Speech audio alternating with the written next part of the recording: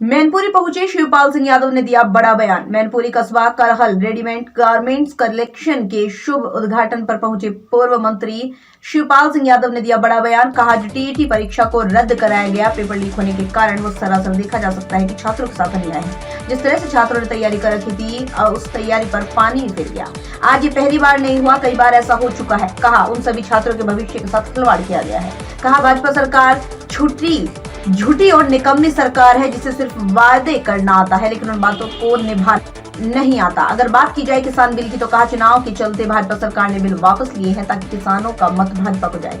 बिजली को लेकर कहा, जिस तरह से सरकार में महंगाई चरम सीमा पर है, उसको देखते हुए बिजली का बिल भी चरम सीमा पर है। देखा जाए तो गरीब जनता के लिए दुखदायी बनी हुई है। भाजपा सरकार को निशाना बनाते हुए कहा, सरकार ने अभी तक जितने भी वादे किए उन वादों पर खरी नहीं उतरी, जनता नाखुश है। 2022 के चुनाव को लेकर कहा, पूर्ण रूप से प्रगतिशील समाजवादी पार्टी की सरकार बनेगी। आज जो हमारे द्वारा वादे किए जा रहे हैं, उन वादों पर हमारी सरकार खरी उतरेगी। इस दौरान अवैसी सिद्दीकी आरएल करेक्शन के लिए कहा, भगवान की कृपा से दिन दुगनी रात चौगुनी तरक्की पर सिद्दीकी जी का कारोबार जाए। आइए जानते हैं क्या कुछ कहा। होना चाहिए,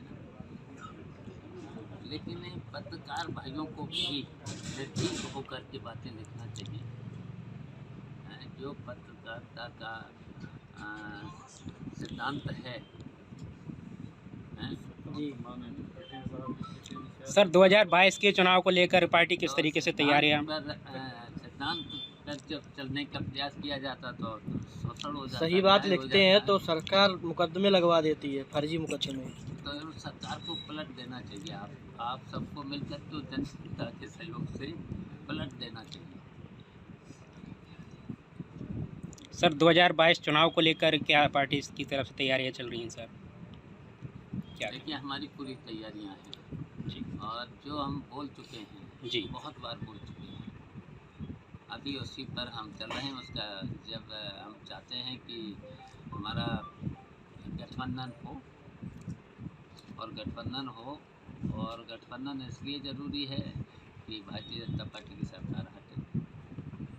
अच्छा सर, टेट की परीक्षा जिस तरीके से अभी रद्द कर दी गई लीक होने के कारण, और पुनः दोबारा की मांग की गई है और शायद डेट भी उसमें क्लियर हो चुकी है, तो अभी तक बच्चों ने तैयारी कर रखी थी, उनके भविष्य के बारे में सर क्या कहना चाहेंगे थोड़ा? देखिए, बच्चों पर अन्याय है और एक बार नहीं कई बार ऐसा हो चुका है, और ये तो व्यवस्था इनको पहले सुधार करना चाहिए।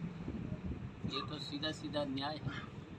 अगर जहाँ पर भी नकल हो रही थी, परीक्षा तो होने देना चाहिए था सभी की। जी, जिस सेंटर पर अगर शिकायतें मिली थी, केवल परीक्षा तो वहीं कैंसिल करना चाहिए था। जी। सर, जनता को क्या संदेश देना चाहेंगे 2022 के चुनाव को लेकर सर? देखिए, जनता से हमारी यही अपील है, सरकार ने अपने वादे पूरे नहीं किए और ये सरकार पूरी तरह से असफल रही।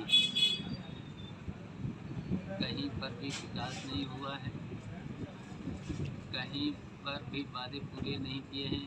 गरीबी बढ़ी है, भ्रष्टाचार बढ़ा है, बेरोजगारी बढ़ी है। तो फिर जनता सीधा सीधा इस सरकार को सर, सरकार के 5 साल होने को आए हैं। ये इन्होंने का सपा सरकार ने तो एक एक्सप्रेस वे बना दिया 2.5 साल में लगभग, और ये 4 एक्सप्रेस वे बना रहे हो और 4 पूरे नहीं कर पाए। इस पर क्या कहेंगे आप?